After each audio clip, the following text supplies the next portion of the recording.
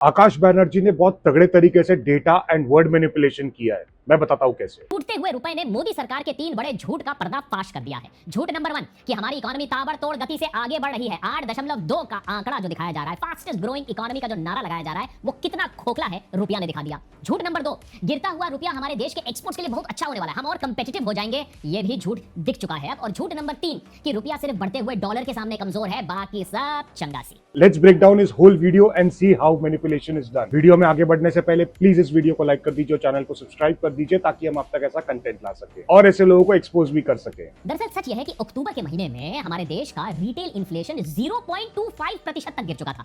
अब इतना कम inflation by the way कोई अच्छी खबर नहीं होती है। आरबीआई के अपने बैरियर्स के हिसाब से, अपने अकाउंटिंग के हिसाब से भारत में स्टेबल ग्रोथ के लिए इन्फ्लेशन हमेशा 2 से 6% के बीच में होना चाहिए।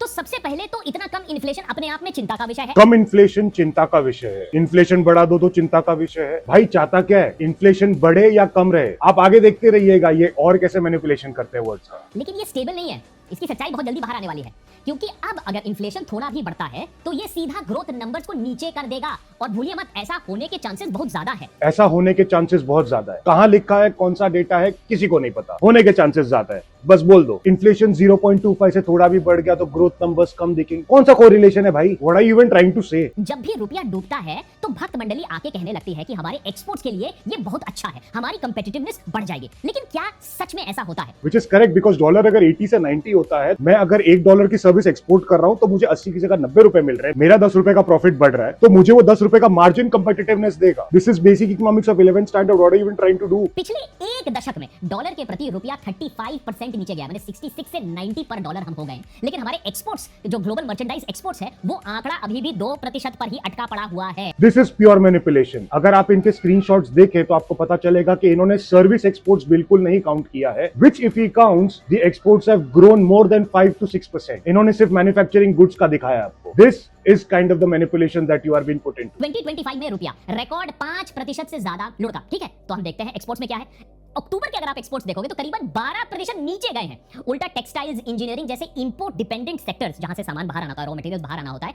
उनके मार्जिन्स और भी टाइट हो गए हैं। क्या आपको पता चला इन्होंने क्या किया? अभी मैं बताता हूं। इन्होंने रुपए की डिप्रिशिएटिंग वैल्यू पूरे 2025 ईयर की पकड़ी, बट एक्सपोर्ट सिर्फ अक्टूबर का दिखाया। What are you trying to compare? You trying to compare the downfall of a year to a month? You want to see the data? I will show it to you. अगर आप dollar के price का fall पूरे साल का ले रहे हैं तो आप एक्सपोर्ट सिर्फ अक्टूबर की क्यों काउंट कर रहे हो? Calculate how much the exports grew और fell in the whole 2025 fiscal year. I mean, are people actually watching this? देश का करंट अकाउंट डेफिसिट बढ़ रहा है, घट नहीं रहा है। ये साफ तौर से दिखाता है कि रुपए की गिरावट ने कोई बेनिफिट नहीं दिया है हमारे देश को। एक बहुत ही बेकार सा एनिमेटेड चार्ट डाल दिया, नो सोर्स ऑफ डेटा। मैं बताता हूं आपको। This is current account balance deficit chart of India taken from the world bank का website. I am giving you sources. 2014 के पहले देखिए करंट अकाउंट डेफिसिट कहां था। It was below -5% and see the volatility after 2014। It is still at 1%। मैं तो बोलता हूं 2.5% हो जाए, कुछ फर्क नहीं पड़ने वाला, कक का फर्क नहीं पड़ने वाला। कुछ भी एनिमेशन डाल दो, कुछ भी बोल दो, चेक कौन कर रहा है? This guy does pure data manipulation and he doesn't even know what he is speaking right now. पिछले 6 महीनों की अगर हम IIP, index of industrial production, वो आंकड़ा जो देश की इंडस्ट्रियल आउटपुट को आंकता है, वो लगातार कमजोर हो रही थी। अक्टूबर में ये सीधा 0.4% तक चले गया। इकोनॉमिस्ट और सरकार ने सोचा ये 3-4% आंकड़ा पर रहेगा, लेकिन सच्चाई है 0.4%। इसका मतलब है कि भारत में मैन्युफैक्चरिंग स्लो डाउन नहीं हो रही है, अपने घुटनों पर आ चुकी है। आईआईपी 6 महीने का पकड़ा है 0.4। Again manipulation. Let me show it to you. आप देखिए 0.4 सिर्फ अक्टूबर में है, बाकी इट्स 4%, 4%, 3.5%, 4% एंड सो ऑन। मतलब जहां पे आपको कम दिखे वो महीना पकड़ लो और वो कोट कर दो डेटा। अगर आप 6 महीने का एवरेज निकालोगे तो भी आपको 4.5% मिलेगा, और आप 1 साल का भी एवरेज निकालोगे तो आपको 2-2.5% के ऊपर मिल जाएगा। This is called data manipulation. ये ऐसे लोगों को पागल बना रहे हैं। और ये चार्ट देख लो, कभी माइनस में गया ही नहीं आईआईपी। बेसिक आईआईपी का मतलब होता है इट्स अ साइक्लिकल साइकिल, कभी ऊपर जाता है कभी नीचे जाता है। It doesn't constantly go up or doesn't constantly go down. It has to be cyclical and managed. Basic stock market का metal sector भी समझ जाते ना तो ये समझ जाते हैं, लेकिन नहीं, सब पे ज्ञान देना तो दे दो फिर। This is how you call them out. सरकार के चीफ इकोनॉमिक एडवाइजर का ये कहना है कि रुपए का गिरना कोई इतनी बड़ी बात नहीं है, इतना बड़ा इशू नहीं है कि हम इस पर अपना नींद खराब करें। Which is right. कुछ बड़ी बात नहीं है। You want to see the data रुपए गिरने का? Let me show it to you. 2002-2003 के पहले से भी रुपए गिर रहा है, उसके बाद से भी रुपए गिर रहे हैं। ये रहा उसका चार्ट। आप देख लीजिए किस हद तक रुपए 2014 से पहले गिरता था और किस वोलेटिलिटी से रुपए 2014 के बाद गिर रहा है। That makes the difference. और जहां आपको वो वीडियो दिखाया जाता है कि पीएम मोदी वो सीएम मोदी, तो वो बोल रहे थे रुपए गिर रहा है, वो वीडियो को ध्यान से देखिएगा। उसमें कहा था तेजी से गिर रहा है, रुपए गिरना तय है, रुपए 100 रुपया भी हो जाएगा अगेंस्ट अ डॉलर, बट इतनी तेजी से गिरना, इतना वोलेटाइल होना was a sign of danger. कुछ भी पेल दो। अभी दिखाता हूं मैं आपको volatility before 2014 and after 2014। This see this GARCH volatility index of dollars versus rupee. 2014 के पहले की वोलेटिलिटी देख लीजिए और 2014 के बाद की वोलेटिलिटी देख लीजिए। How well managed the volatility is of the falling Indian rupee against the dollar. What is he talking about? Where is the data? मतलब कुछ भी पेल दो। ये भी डेटा देख लो, change in the Indian rupee prices against the dollar before 2014 and after 2014 percentage में डाल दिया है मैंने। सरकारी नैरेटिव के ठीक ऑपोजिट रुपए का गिरना दरअसल पूरी इकोनॉमी के लिए घातक साबित हो सकता है। घातक साबित हो सकता है।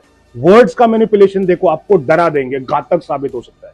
कुछ नहीं हुआ तो क्या कर लोगे आप? अगर घातक नहीं हुआ तो will you apologise? Absolutely not. उसको आपको दिमाग में कुछ डालना था, उसने डाल दिया। पिछले साल भारत ने 915 बिलियन डॉलर से ज्यादा का सामान और सर्विसेज इंपोर्ट कराए हैं।